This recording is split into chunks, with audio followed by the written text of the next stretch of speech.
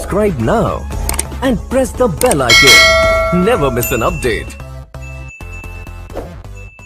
Allah ke jai paate chai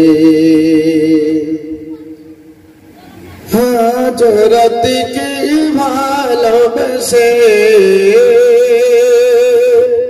Arsh kursi lauh qalam na chahiye peche se रसल नामे रोसी धरे चलते হবে हमारी बातें चलो बोलो अरे मोहब्बत है बोलो सुभान अल्लाह रसल नामे रोसी धरे चलते হবে हमारी बातें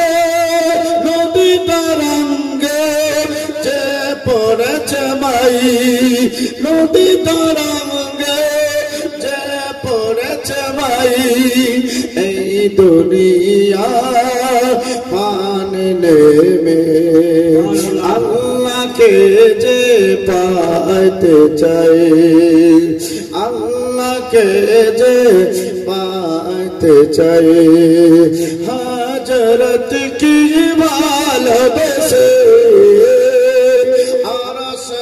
रसी lauh qalam na chahiye peche se tork kore dukh chara ki pechi mor biswasi তর্ক করে দুঃখ ছাড়া কি পেয়েছি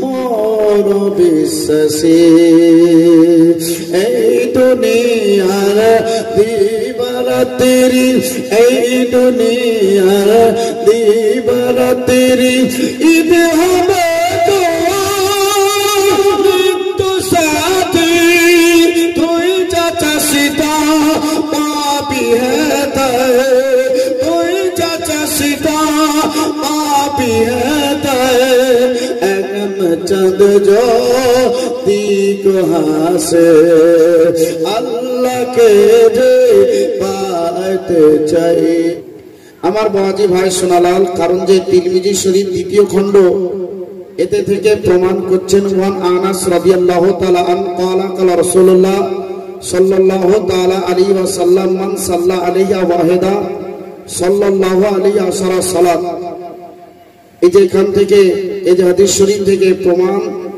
ইনশাআল্লাহ মাওলানা লুৎফর রহমান সাহেব আপনাদের আলোচনা করলেন যে 10টা দরজা তো উঁচু হবে এবং 10টা বড় গুনাহগুলো আল্লাহ ক্ষমা করে দিবেন একবার দরুদ পড়লে পারে আপনি মিশকাত শরীফে চলে যান আব্দুল্লাহ ইবনে উমর ফাসাল্লা আলা নবী সাল্লাল্লাহু আলাইহি ওয়াসাল্লাম ওয়া সাবিনা সালাত আব্দুল্লাহ এবং উমর তিনারা বলতে আছেন যে কোন ব্যক্তি যদি নবী মুস্তাফার উপরে একবার দরুদ শরীফ পাঠ করে তো ফেরেশতা বর্গ তার জন্য 70টা রহমতের ধারা বর্ষিত করেন জোরে বলো তাইলে আপনি ওরাহারের ফুলপাড়া থেকে একবার দরুদ শরীফ পাঠ করবেন তো 80টা দরুদের নেকি নামায়ে আমলে লেখা হবে তাহলে একবার মোহব্বতে যদি পড়েন তো আপনি আপনার খাতাতে পেয়ে যাবেন আর নবী মুস্তাফা বলছেন যদি মোহব্বতে পাঠ করে তো আমি তার নিকটে হয়ে যাই কেউ যদি আমার উপরে অন্তর থেকে দরুদ শরীফ পাঠ করে তো আমি তার সামনে হয়ে যাই আমি নবী মুস্তাফা পৃথিবীর যেখানেই থাকি না কেন ইন্নী আরা মালা তারাউন ওয়া আসমাউ মালা তাসমাউন আমি নবী মুস্তাফা যেটা শুনি সারা পৃথিবী তোমরা কেউ শোনো না আমি নবী মুস্তাফা যেটা চোখে দেখি সারা পৃথিবী তোমরা কেউ দেখতে পাও না তো নবী আমার বলছেন যে যতটা মহব্বত করবে সে ততটা আমাকে কাছাকাছি পেয়ে যাবে আর আমি নিজে কানে তার দরুদের শব্দটা শুনতে পাই এবং শেফা শরীফ থেকে কাজী আল্লামা আয়াজ তিনি প্রমাণ করেন যে নবী নিজে তো শুনতে পান নিজে তো দেখতে পান ওই ব্যক্তির নাম ওই ব্যক্তির বাপের নাম তার গ্রাম দেশ ঠিকানা আমার নবী মুস্তাফা সব জানেন বলে তার জন্য নেকিটা লোড করে নবী নিজের পকেটে দায়িত্ব হিসাবে রাখেন। জোরে বলবেন না? আপনাকে উদ্ধার করবেন তার জন্য নবী দায়িত্ব নিয়েছেন। আপনাকে সাফায়াত পুলসিরাত পার করবে তার জন্য নবী দায়িত্ব নিয়েছেন। তো যে নবী মুস্তাফা আপনার আমার জন্য দায়িত্ব নিয়ে এখন পর্যন্ত মদিনাতুর রাসূলে আরাম করেন, এখন পর্যন্ত উম্মতি উম্মতি করেন, সেই নবীর ভালোবাসা আমরা যদি এখান থেকে করে না যেতে পারি তাহলে পর আপনার কবরও দুর্ভাগ্য এবং আপনার ধাপ স্টেপ যত আছে সব জায়গাতেই হবে দুর্ভাগ্য। তাই এখন থেকে সাবধান অবলম্বন করতে হবে। কারণ যে আমরা জানি 5 ওয়াক্ত নামাজ ডাইরেক্ট খোদা এই পৃথিবীতে পাঠায়নি, পাঠিয়েছে। এটা 2 মিনিট তাকরার করে নেব তারপরে জীবনী করব। তাহলে ডাইরেক্ট 5 ওয়াক্ত নামাজ দুনিয়াতে আল্লাহ পাঠাননি, এই দুনিয়াতে আল্লাহ পাঠিয়েছেন মাধ্যম দিয়ে কতটা 50 ওয়াক্ত নামাজ পাঠাচ্ছিলেন যে 50 ওয়াক্ত নিয়ে তোমার উম্মত উম্মাতানিকে দিয়ে দাও। কিন্তু নবী মুস্তাফা সাল্লাল্লাহু তাআলা আলাইহি ওয়াসাল্লাম মোহাব্বতের দৌরানে লক্ষ্য রেখে খোদারও ইচ্ছা ছিল আপন হাবিবকে বারবার দেখা, আর দেখার মাধ্যমে 45 কমালে নবীর চোখে পানি আসে। আল্লাহ বলে, এ হাবিব আপনি চোখের পানি ঝরাবেন না, আপনার উম্মত উম্মাতানি যদি মোহাব্বতে 5 ওয়াক্ত নামাজ আদায় করে আমি আল্লাহ আপনাকে কথা দিতে আছি যে 45 ওয়াক্ত যেটা মাফ করে দিলাম সেটা ফিরি ফিরি যতটা নেকি আছে তাদের নামায়ে আমলের মধ্যে লিখে দেওয়া হবে। তাহলে আপনি পড়বেন নিজে 5 ওয়াক্ত, তো আল্লাহ 45 টোটালে 50 ওয়াক্তের নেকি আপনার আমার নামায়ে আমলে লেখা হবে। এটা শুধুমাত্র নবীর ভালোবাসায়। তো যে নবীকে ভালোবাসে না, যে নবীকে মহব্বত করে না, সেই ব্যক্তির জন্য কিন্তু 5 ওয়াক্ত নামাজ নয়। সেই ব্যক্তি যদি 5 ওয়াক্ত পড়ে তাহলে চরম ভুল করবে, চরম বেয়াদবি করবে। কারণ যে নবীকে মানে না অথচ আজানে নবীর নাম নিতে আছে, ও নবীকে মানে না অথচ খুতবাতে নবীর নাম নিতে আছে, ও নবীকে মানে না অথচ জালসাতে নবীর নাম নিতে আছে। ওর চাইতে বেহায়া, ওর চাইতে বেশরম এই পৃথিবীতে আর কোন ব্যক্তি হতে পারে না। জোরে বলো আর একটু মহব্বতে বলুন সুবহানাল্লাহ। আজিজানে মোহতারাম আলা হাজাত বলছেন, গোলামানে মুস্তাফা চাঁদ देने से नहीं डरते, सर कट जाए या रह जाए कुछ परवाह नहीं करते। যারা আশিক হয়, যারা দিওয়ানা হয়, যারা প্রেমিক হয়, এরা কখনো কাউকে দেখে ভয় করে না, কিয়ামতের সকাল পর্যন্ত ভয় করবে না। একবার জোরে বলুন ইনশাআল্লাহ। আমরা এক বাক্যে সবাই রাজি আছি। এই নবী মুস্তাফার নওয়াসা কালেজার টুকরা হযরতে ইমামে হুসাইন পাক রাদিয়াল্লাহু তাআলা আনহুর আলোচনা আমরা শোনার জন্য বসেছি। শুরু শুরু আমার নবী মুস্তাফা তিনি বলেন, বাচ্চাদেরকে নিয়ে আমি খেলাধুলা করি, বাচ্চাদের নিয়ে আমি আনন্দ করতে আছি, বাচ্চারা আমার কাছে আছে, ওই বাচ্চাদের নিয়ে আমি মদিনাতুর রাসূলে থাকি, কখনো হুজরা মুবারকে থাকি, কখনো বাচ্চাদেরকে নিয়ে আমি আমার বিছানা একটু সাফ হয়ে যায়, কখনো আমার বুকের উপরে আমার কালেজার টুকরা হোসেনকে উঠিয়ে নিয়ে আদর করি। আমি নবী গো ওই বাচ্চাকে নিজের সিনায় লাগিয়ে লাগিয়ে আল্লাহর কাছে আটটা তুলে বেশি বেশি করে দোয়া করি। আমার ফাতেমা তুসরা রাদিয়াল্লাহু তাআলা আনহা বলছে, আব্বা হুজুর গো আপনার কাছে যখন হোসেন পাক চলে আসে আপনার চোখ লাল হয়ে যায়, আপনার চোখে সরাসরি পানি চলে আসে, ব্যাপারটা কিছুই বুঝতে পারে না। নবী আমার বলছেন, বেটি রে আর তোমাকে বলতে আছি শোনো, তোমার এই সন্তানটা হচ্ছে সবচেয়ে বড় ভাগ্যবান। এই সন্তানটাই দিন দুনিয়ার দিকে লক্ষ্য রেখে পরিবর্তন হবে।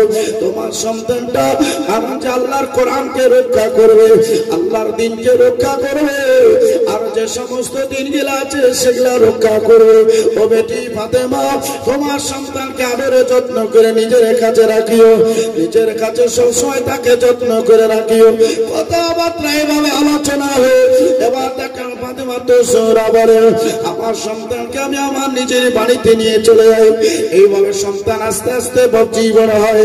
কারণ যে ঘটনা অল্প করে আমাদের টেনে নিয়ে সম্মুখে যাইতে হবে।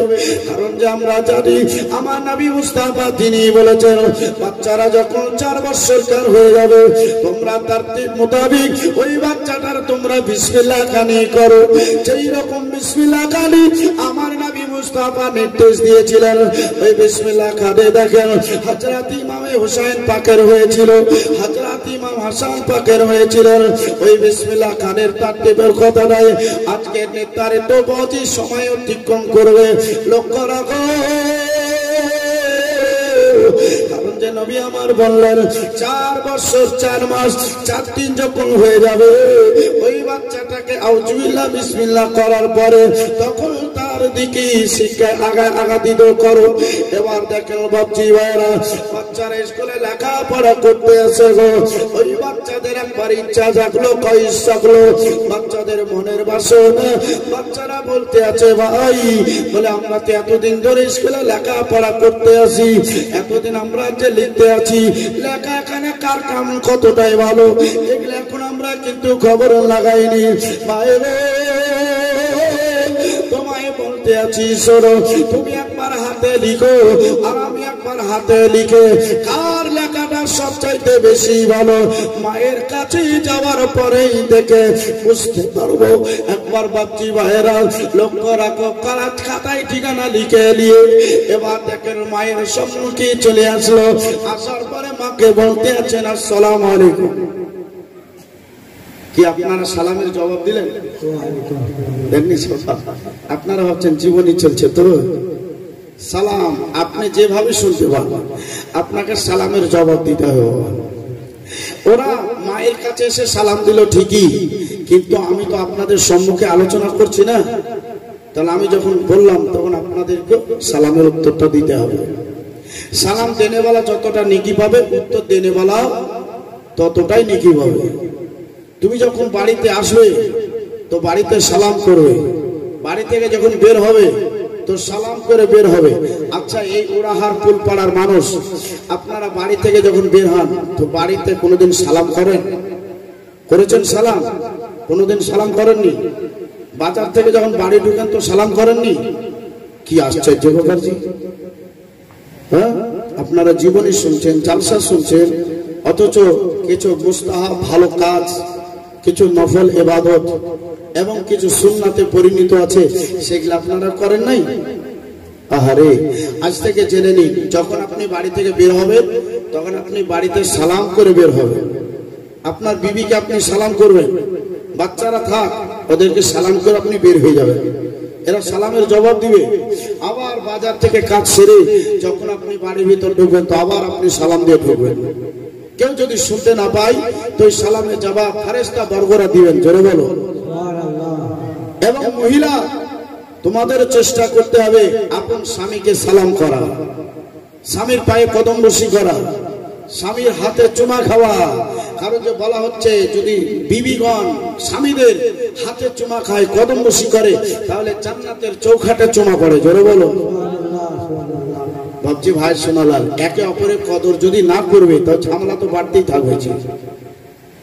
ঝামেলা বাড়াইতে হবে না, যাতে আরাম চলে, ভালো চলে, তার ব্যবস্থাই করতে হবে। তো জান্নাতি ফাতেমা তো জোহরা রাদিয়াল্লাহু তাআলা আনহা কাছে চলে আসলেন। মা বলছেন, ওয়ালাইকুম আসসালাম। কি ব্যাপার, তোমাদের মনটা এরকম দেখি গেল? ওই জায়গায় বাচ্চারা কিছুই বলছে না, পিছন দ্বারা হাতকে মনে হচ্ছে লুকিয়ে আছে। এ বেটা হাসান, তোমার হাতে কি? বলছে, মা দেখাবো তো বটে, তার আগে তোমার সাথে দুটো কথা বলি। বলো। বলছে, মা অনেকদিন তো আমরা স্কুলে লেখাপড়া করছি, কিন্তু আজকে আমরা নিজের হাতে একবারে রাইটার মতন লিখে নিয়ে এসেছি। কার লেখাটা ভালো তোমাকে কিন্তু বলতে হবে। কই দেখাও, না দেখলে তো বলতে পারবো না। তো হযরত ইমাম হাসান বলছেন, মায়ের হাতে আমি খাতাটা দিয়ে দিলাম। হযরত ইমামে হুসাইন বলছেন, মায়ের হাতে খাতা দিয়ে দিলাম। তো মা বলছে, মুচকি হাসি দিয়ে বলছে, বেটা তোমাদের লেখা তো আমি দেখলাম, ফয়সালা তো করবো, অনেকটা বেলা হয়েছে, একটু খাবার খেয়ে নাও। ওই জায়গায় হযরত ইমাম হাসান হোসেন তিনারা বলেন, মা আমরা তখন পর্যন্ত খাবার খাবো না, তখন আমরা পানি গ্রহণ করবো না, যতক্ষণ আমাদের এলাকার ফয়সালা না হবে। আমরা এরকম নিয়াত করে আছে, আমরা নিয়াত করেছি, আমাদের নিয়াত আমাদের কসম ভাঙবো না। আগে তুমি আমাদের খাতার লেখাটারও ফয়সালা করে দাও। জান্নাতি ফাতেমা তো জোহরা রাদিয়াল্লাহু তাআলা আনহা তিনি বলেন, ওই দেখো তাদের লেখাগুলো দেখে আমি এবার চোখে দেখতে দেখতে আমি ভীষণ মনটা খারাপ করতে আসি। কারণ যে হযরত ইমাম হোসেনকে যদি বলি তোমার লেখাটা সবচাইতে বেশি ভালো হয়েছে, তাহলে আমার বেটা হাসান এর সবচাইতে বেশি দুঃখ পাবে। এবার যদি আমি হাসানের লেখাটা ভালো বলে দিই, তাহলে তো ইমামে হোসেন বেশি দুঃখ পাবে। না না, এরকম হবে বলতে আছে বেটা, তোমাদের এলাকার ফয়সালা করবে, তবে তোমাদের বলতে আছি শোনো শোনো, আগে তোমরা খাবার একটু খেয়ে নাও। বলতে আছেন মা আমরা খাবার খাবো না, আমরা কসম করেছি কসম তোড়বো না, আগে আমাদের লেখাখানার ফয়সালা করে দাও। জান্নাতি ফাতেমা তো জোহরা নিজের সন্তানকে ছোট বড় করতে পারলেন না। বলতে আছেন বেটা রে, তোমার আব্বাজি বাইরে আছে, তোমার আব্বার কাছে চলে গেলে লেখাটার ফয়সালা ভালো হবে। ওতে মনে করতে আসি তোমার আব্বা জানের কাছে চলে যাও। বলুন সুবহানাল্লাহ, তোমার আব্বার কাছে চলে যাও। ছেলেরা বলছেন যখন বললো আমরা খাবার খাই নাই, এটা সুলতানে কারবালা কিতাবের মধ্যে লেখা আছে, মুকাদ্দামা ইবনে খালদুনের দ্বিতীয় খণ্ডতে লেখা আছে, ওয়ান-নিহায়া ওবেদার দ্বিতীয় খণ্ডতে লেখা আছে। এইরকম আরো বাজি 25 থেকে 30 খানা কিতাবের মধ্যে যেইভাবে লেখা আছে সেই রকম সিস্টেমেই একটু আপনাদেরকে আলোচনা করি। কারণ যে কার কাছে কি শুনবেন, আমার কাছে ওরকম নয়। আমি কিতাবে যেমন পড়েছি যতটা যেভাবে আছে আর সেইভাবে কিন্তু আপনাদেরকে আমি চালাইতে থাকবো। বড়রা তো বাচ্চারা ওখান থেকে দৌড়াতে আরম্ভ করলেন আব্বাজির কাছে। যাওয়ার পরে সালাম হলো, আর সালাম দেওয়ার পরে বলছেন আব্বাজি আর পেটে আর সহ্য হয় না, খিদা তো লেগেছে কিন্তু খাবার খাবো না, পিপাসা লেগেছে, পানিও পান করবো না, আমাদের লেখার ফয়সালাটাকে করে দাও, কার লেখাটা সবচাইতে বেশি ভালো হয়েছে। হযরত আলী আল মুর্তজা তিনি বলতে আছেন, বেটারা যখন এইভাবে বলল আমার এইরকম ভাবে বলার কারণে হযরত আলী আল মুর্তজা তিনি বলতে আছে, আমি বাচ্চাদের খাতাগুলোকে দেখতে আরম্ভ করলাম, বাচ্চাদের খাতার দিকে আমি তাকাইতে আরম্ভ করলাম। বাচ্চার যে লেখা দেখতে পাচ্ছি, হযরত ইমাম হাসানকে বললে হোসেন দুঃখ পেয়ে যাবে, হোসেনকে বললে হাসান চোখের পানি জড়িয়ে জড়িয়ে কাঁদবে, এইরকম ভাবে করা হবে না। তাই দেখেন বেটাদেরকে বুকে লাগিয়ে নিয়ে বলতে আছেন, বেটারা আর তোমাদের বলতে আছে তোমাদের লেখার ফয়সালাটা হবে, চিন্তা নাই, একটু তোমরা খাবারটা রেখে নাও, আমার কাছে একটু পানি আছে, তোমরা পানি পান করে নাও। ছেলেরা বলতে আছে আব্বাজি আমরা কসম করে এসেছি আমরা অতক্ষণ খাবো না, অতক্ষণ আমরা পানি পান করবো না, যতক্ষণ আমাদের লেখার ফয়সালা করা না হবে ততক্ষণ আমরা কিছুই গ্রহণ করবো না। বাবা তাড়াতাড়ি বলো কার লেখাটা সবচাইতে বেশি ভালো হয়েছে। হযরত আলী আল মুর্তজা বলতে আছেন, বেটারা আমার হাতে এখন কাজ আছে, সবচাইতে বেশি ভালো হবে তোমার নানাজির কাছে যদি উপস্থিত হয়ে যাও। বাচ্চারা দেখেন গুটি গুটি পা দিয়ে এবার নবী মুস্তাফার দিকে দৌড়ে চলে গেল। আমার নবী মুস্তাফা ইবাদত করতেছিলেন, আমার নবী মুস্তাফার পিছন দিকে তারা দাঁড়িয়ে আছে। আমার নবী মুস্তাফা আর দেখেন ইবাদত সমাপ্ত করে দিয়ে পিছন দিকে তাদেরকে ডেকে বলছেন, ছেলেরা তোমরা অনেকক্ষণ থেকে দাঁড়িয়ে আছো, তোমরা অনেকক্ষণ থেকে অপেক্ষা করতে আছো, ইন্তজার করতে আছো, তোমাদের লেখার ফয়সালা করবার জন্য এসেছো। তোমাদের লেখাটা আমি একবার নিজের চোখে নবী আমি দেখে নি। বাচ্চাদের যখন লেখাটা দেখিয়ে দেওয়া হলো, আমার নবী মুস্তাফার মনটা খারাপ হলো। নবী আমার বলছেন তোমার মায়ের কাছে কি যাও নাই, তোমার আব্বাজির কাছে কি যাও নাই, আমার কাছে কি তোমরা ডাইরেক্ট এসেছো? ওই জায়গায় ছোট্ট বাচ্চারা বলতে আছি ইয়া রাসূলুল্লাহ, ইয়া হাবিবাল্লাহ, নবী আমরা মায়ের কাছে প্রথমেই গিয়েছিলাম, মা আমাদের এলাকার ফয়সালা করেন নাই, আব্বাজির কাছে পাঠিয়ে দিয়েছিল, আব্বাজির কাছে উপস্থিত হলো, আব্বা আপনার কাছে পাঠাইছে, আপনি আমাদের এলাকার ফয়সালা করে দেন। নবী আমার বলতে আছেন বেটারা আমি তোমাদের এলাকার ফয়সালা করব। তোমার মা আছে, ফয়সালা শোনার পরে তোমার মায়ের দুঃখ আসতে পারে, তোমার মাকে দুঃখ দেব না, কারণ যে তোমরা মাকে যতটা ভালোবাসো ততটা আমিও তোমার মাকে ভালোবাসি। কারণ যে কালেজার টুকরা নবী নন্দিনী ফাতেমা আমার, কারণ যে ওকে 1 মিনিট ছাড়া নবী আমি থাকতে পারি না, আমার ফাতেমা ছাড়া আমি নবী মুস্তাফা কথা বলি নাই, আমার ফাতেমা নেই, আমার কাছে সব সময় থাকবে, আমার ফাতেমা আমার মুখের সম্মুখে থাকবে, নবী মুস্তাফা আমি দুনিয়া ইসলাম প্রচার করব, আমার ফাতেমা আমার খুশি। তাই বলতে আছি তোমার মায়ের কাছে তুমি উপস্থিত হয়ে যাও, তোমার মার কাছে গেলে এবার হয় তার হাতে কাজ নাই, তোমার মা লেখার ফয়সালা কারা করে দেবে, যাও যাও। এবার দেখেন বাচ্চারা এইভাবে পাকটা দিতে দিতে আবার মায়ের কাছে উপস্থিত হয়ে গেল। মা আর সকল আমাদেরকে এরকম করে ঘুরাইব, আমরা সেই 10টা থেকে নিয়ে এখন পর্যন্ত ঘুরতে ঘুরতে তোমার কাছে পৌঁছে গেছি, আমাদের এলাকার ফয়সালা কোনো হয়নি, মেহেরবানি করে আমাদের এলাকার ফয়সালা তাড়াতাড়ি করে দাও। এদের কথাটা হচ্ছিল এটাই, কারণ যে হাসানের মান মর্যাদা, হযরত ইমামে হুসাইনের মান মর্যাদা এদের কম বেশি কাউরির কোনো জায়গাতে নাই, এদের কম বেশি যদি করে দেওয়া হয় যতদিন দুনিয়াতে জলসা চলবে, যতদিন দুনিয়াতে জীবনী চলবে, প্রত্যেকটা জায়গায় ছোট বড় কানে আলোচনা করবে, না না এইটা হবে না বলে ফাতেমার কাছে পৌঁছে দেওয়া হলো। মা ফাতেমা তো জোহরা রাদিয়াল্লাহু তাআলা আনহা তিনি বলেন আমার কাছে যখন চলে আসলো, আমার কান থেকে আমি একটা সোনার বালা খুললাম, ওই বালাটা খোলার পরে ওই বালার তলে 7টা বল জড়ানো ছিল, আমি 7টা বল একটা একটা করে খুলে নিয়ে আমার ছেলেদেরকে দেখিয়ে দিলাম, তোমরা দেখে এলাও।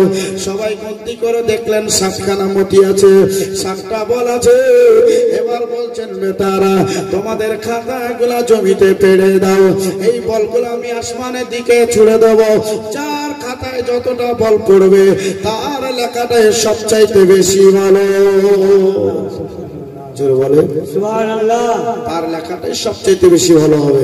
বলে খাতা আপনাদেরকে জমিনে রেখে দিয়ে মা ফাতেমা তো জোহরা এবার দেখেন হাতে উপর দিকে ছুঁড়ে দিবেন, ও বাবাজি হালকা জিনিস আবার কতটাই উপর ধারে উঠবে।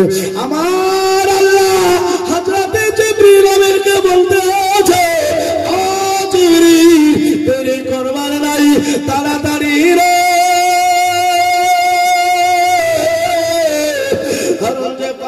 বলগুলা ছুড়বি, ওই বলগুলা তোমাকে হাতে ধরে নিয়ে থাকতে হবে, আমি আল্লাহ তোমাকে বলবো সেই রকম ভাবে তোমায় কাজটা করতে হবে। হযরতে জিবরিল আমিন বলেন ফাতেমা যখন পর্দায় ভাবে ছুঁড়ে দিলেন, হযরতে জিবরিল আমিন 7খানা বল নিজের হাতে ধরে নিলেন। জিবরিল আমিন ধরার পরে বলছেন রব্বে কায়নাত এবার কি করব? আল্লাহ বলছেন 3টা করে বল খাতার উপরে রেখে দাও, একটা বল অবশিষ্ট রেখে দাও, ওই বলটা এখনো ছাড়া যাবে না। বলছে বেটারা তোমাদের খাতাতে কিছু পড়েছে বলো বলো। ওই জায়গায় এক একটা ছেলে আসার পরে বলতে আছেন মা আমার খাতাতে 3খানা বল পড়েছে। ইমামে হুসাইন বলছেন আমারও খাতায় 3টা বল পড়েছে। বলছে তাহলে আরো একটা বল অবশিষ্ট আছে, তোমরা অপেক্ষা করো কার খাতাতে ওই বলটা আসার পরে পড়তে আছে। আমার ফাতেমা এবার দেখেন যাই নামাজখানা পেড়ে দিয়ে সিজদায় পড়ে খোদার সঙ্গে কথা বলছেন, রব্বে কায়নাত আমি আমার সন্তানকে ছোট বড় করতে পারি নাই, এর ফয়সালা আমি দিতে পারি নাই, জন্য তার বাবার কাছে পাঠিয়ে দিয়েছিল। বাবা হয়তো ফয়সালা দিতে পারেন নাই, নবী মুস্তাফার কাছে গিয়েছিল। নবী মুস্তাফা আমার কাছে পুনরায় ঠেলে দিয়েছে। আল্লাহ গো, এই সন্তানদের কেমন করে ছোট বড় করতে পারি? রব্বে কায়নাত, আপনার মার্জি যেটা ভালো হয় সেটা আপনি করবেন। কারণ যে কানে শুনেছি তিনটা তিনটা করে বল খাতার উপরে চলে এসেছে, এই একটা বল বাকি আছে গো, ওই বলটা কার খাতার উপরে তুমি ফেলবা জানি না। তাই দেখেন ফাতেমা দোয়া করে, ওইদিকে হযরত আলী আল মুর্তজা খোদার কাছে একটা তুলে দোয়া করে, ওইদিকে নবী আমার রব্বে কায়নাতের কাছে হাত তুলে দোয়া করতে আছে। আল্লাহ গো, আমার ছোট্ট ছোট্ট কলেজার টুকরারা এসেছিল নবী মুস্তাফা, আমি তাদের ছোট বড় করতে পারি নাই। আল্লাহ আমি ফাতেমার কাছে পাঠিয়ে দিয়েছি। ফাতেমা এরকম পরীক্ষা এখন দাঁড়িয়ে আছে। রব্বে কায়নাত, এখন ব্যবস্থা একটু কিছুই করতে হবে। আমার আল্লাহ বলতে আছি, আমার দোস্ত হাবিবুল্লাহ খুশি থাকবে, আমার ফাতেমা খুশি থাকবে, হযরত আলী আল মুর্তজা খুশি থাকবে, এবং জীবনী উড়াহার ফুল পাড়ার মানুষেরা শুনলে পারে এরাও খুশি হয়ে যাবে। সেই ফয়সালা আমি আল্লাহ নিজেই করে দেব হযরতে জিবরিল আমিনের মারফত। নবী ছাড়া জান্নাত পাবে না, প্রিয় নবীকে ভুলে যেও না, নবী ছাড়া জান্নাত পাবে না, প্রিয় নবীকে ভুলে যেও না। আল্লাহ তাআলা বলেন পবিত্র কোরআনে, যা আছে আসমান জমিনে সব কিছু তো আপনার অধীনে, ও নবীকে তোমরা ভুলে যেও না। নবী হচ্ছেন সব। নবীকে যদি ভুলে যান আপনি জান্নাত তো দূরের কথা, জান্নাতের বাতাসই পাবেন না। নবী আপনাকে আমাকে কবর উদ্ধার করবেন। আমার আলা হযরত বলছেন, কবর মে লহরাएंगे जब तक नूर के जलवा फरमा होगी, जब तलहत रसूलुल्लाह की। জোরে বলো আল্লাহ।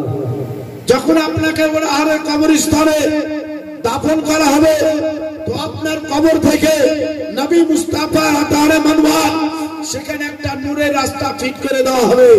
সেই রাস্তা দিয়ে আমার নবী মুস্তাফার সঙ্গে আপনি যেমন ব্যবহার করা গিয়েছেন তেমন আপনি দেখতে পাবেন। আপনি নবীর সঙ্গে খারাপ ব্যবহার করেছেন তো নবীকে দূর থেকে দেখতে পাবেন। নবীকে ভালোবেসেছেন, নবী আপনার কাছাকাছি যাবে, কাছাকাছি দেখতে পাবেন। বেশি মোহাম্মত করেছেন তো কবরের ভিতরে দেখতে পাবেন। জোরে বলুন সুবহানাল্লাহ। এত মিশকাত শরীফের হাদিসও আছে।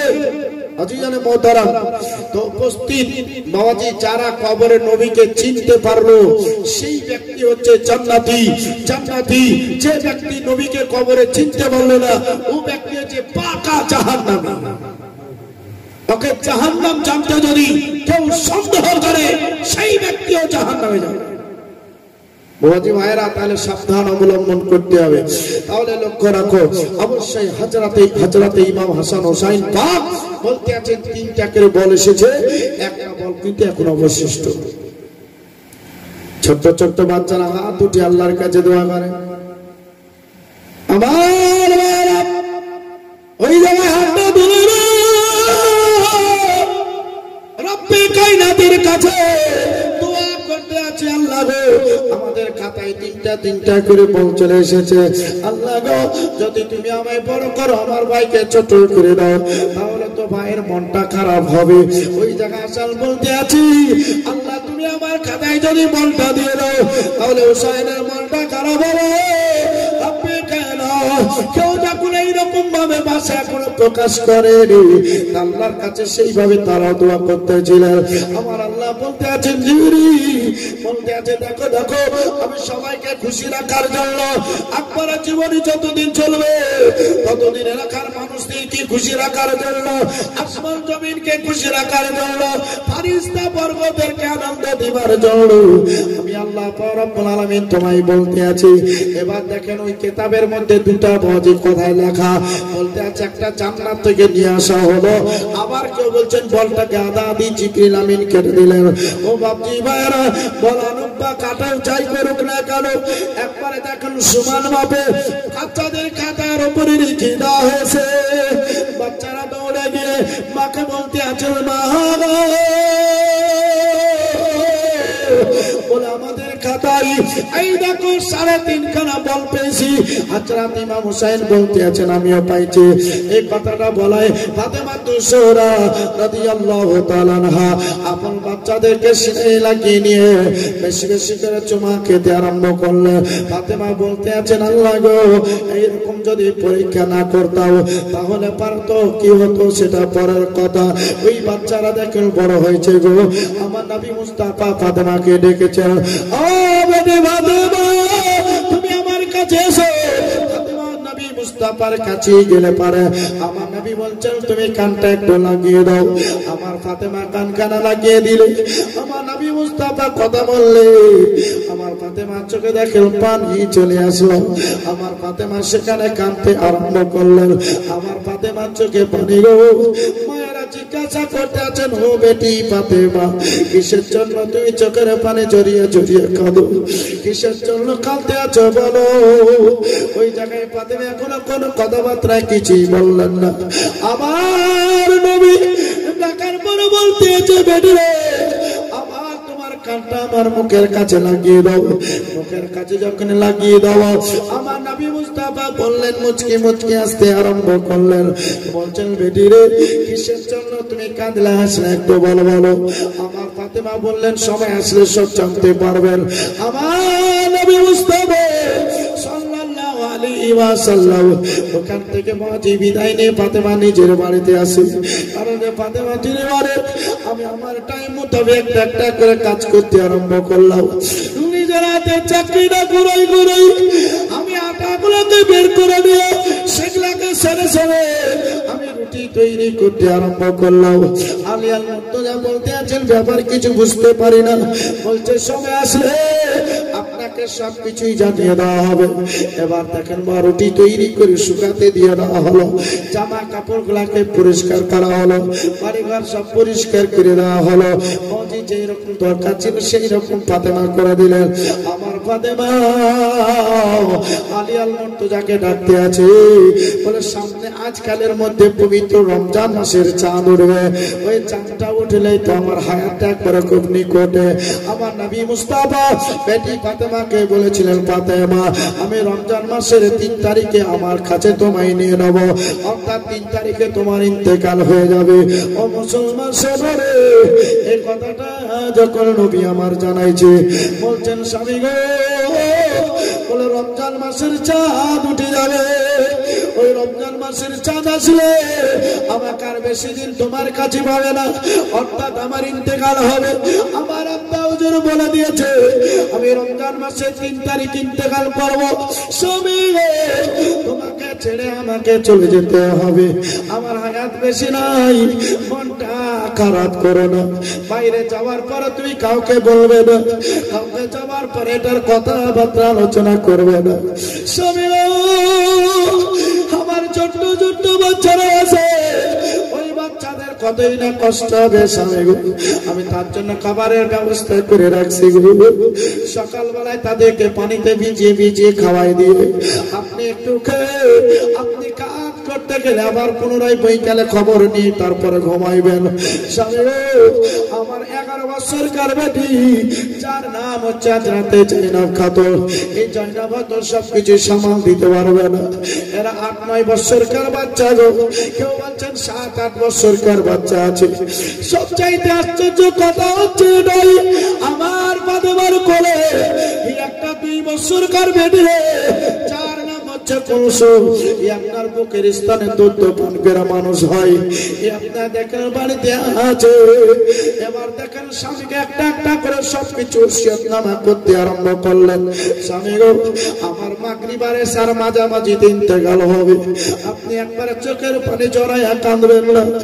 আপনি বাচ্চাদের সম্মুখে একটু শক্ত আপনি দাঁড়িয়ে থাকবেন, আপনি চোখের পানি বের করবেন না, কারণ যে আপনি কাঁদলে পারি ছোট্ট ছোট্ট বাচ্চারা কাঁদবে না, আমার বেটি যায় না, সহ্য করতে পারবে না। স্বামী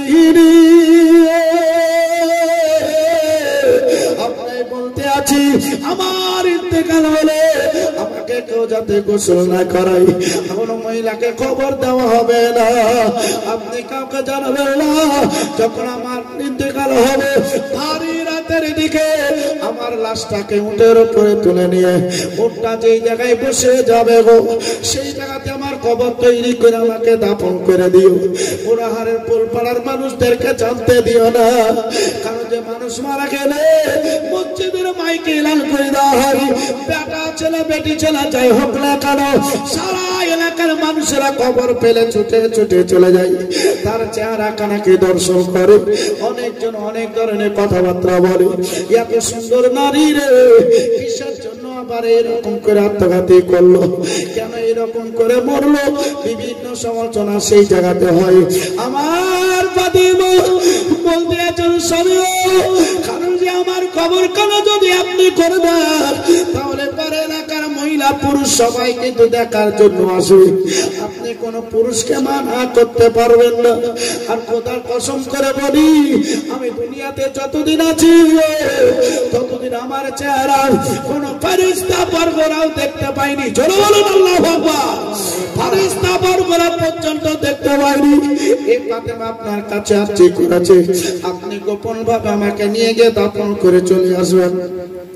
আপনি যখন দাফন করার চলে যাবে তখন আমার ছোট্ট ছোট্ট বাচ্চাদেরকে সঙ্গে নিয়ে নেবে, আমার 2 বছরকার বেটিটাকে সঙ্গে নিয়ে নেবে।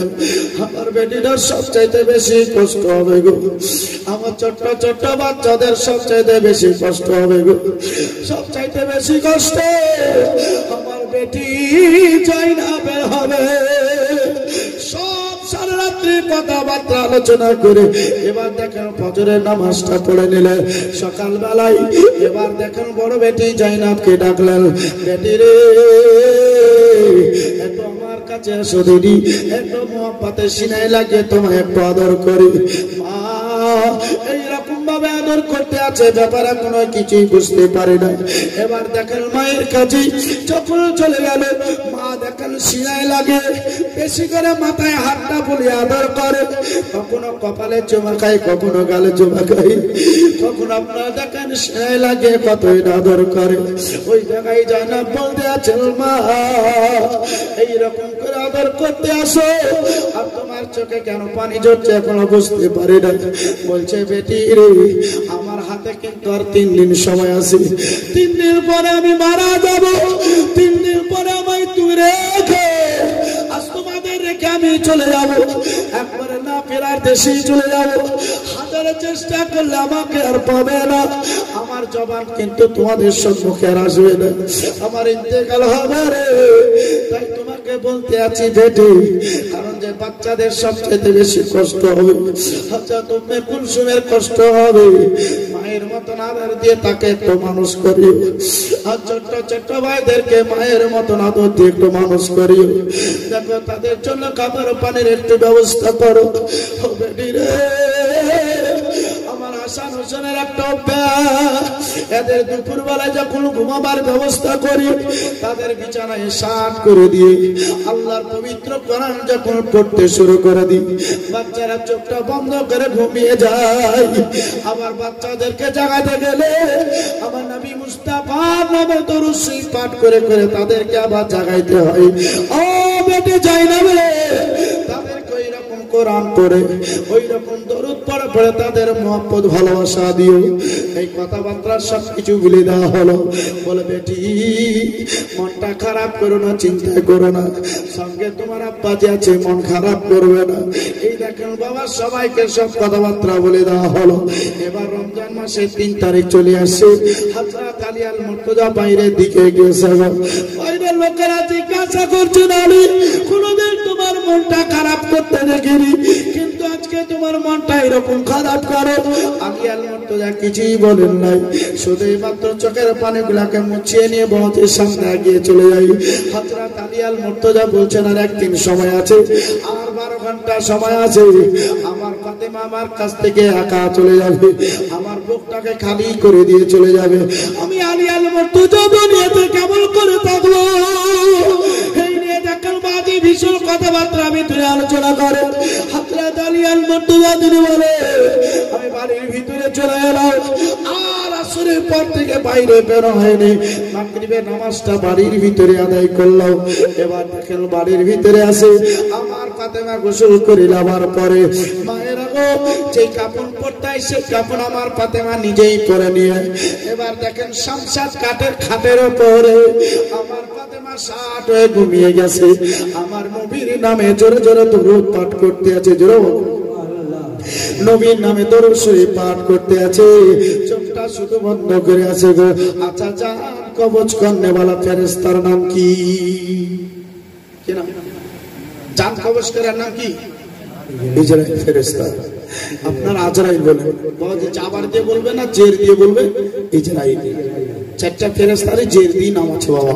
তো আমার মায়েরা, হযরত ইজরাইল সবারই জান কবজ করবে, জান কবজ করার জন্য। এবার দেখেন আরশে ইলাহি থেকে আমার বাপজি ভাইরা জান্নাতি ফাতেমার বাড়ির দিকে পাড়ি দিতে আরম্ভ করবে। দরজার কাছে উপস্থিত, দরজার কাছে দাঁড়িয়ে চিন্তা ভাবনা করতে লাগলো, আল্লাহ গো, আমার ফাতেমা কোনোদিন বেপরদা হয়নি, আমার ফাতেমাকে মক্কা মদিনার কেউ দেখতে পায়নি, ফাতেমার কেউ চেহারা কোন পর্যন্ত দেখতে পায়নি। আমি ইজরাইল যেই ব্যক্তির জানটা কবজ করব, সেই ব্যক্তি ইজরাইলের 4টা চেহারা দেখতে পাবে, এবং যার জান কবজ হবে সে দেখতে পাবে, আর ইজরাইল ফেরেশতা তারও চেহারাটাকে দেখবে। আমার ফাতেমা যখন জানটা কবজ করতে যাব, তখন বুক থেকে এইভাবে কাপড়খানাকে সরিয়ে দিয়ে সেখান থেকে আমাকে রুহটা বাইর করতে হবে। আমি ইজরাইল আমার চেহারাটা ফাতেমা দেখবে, আর আমি ফাতেমার চেহারাখানা দেখে নেব। সেই দিন যদি আমার নবী মুস্তাফা দরবারে ইজরাইল ফেরেশতার বিরুদ্ধে যদি নালিশ করে, আমি সেখানে কি জবাবদিহি করব? না না, আমি জানটা কবজ করতে যাব না। তাই দেখেন খোদা দরবারে ব্যাগ চলে গেলে, খোদা দরবারে ব্যাগ চলে গেল।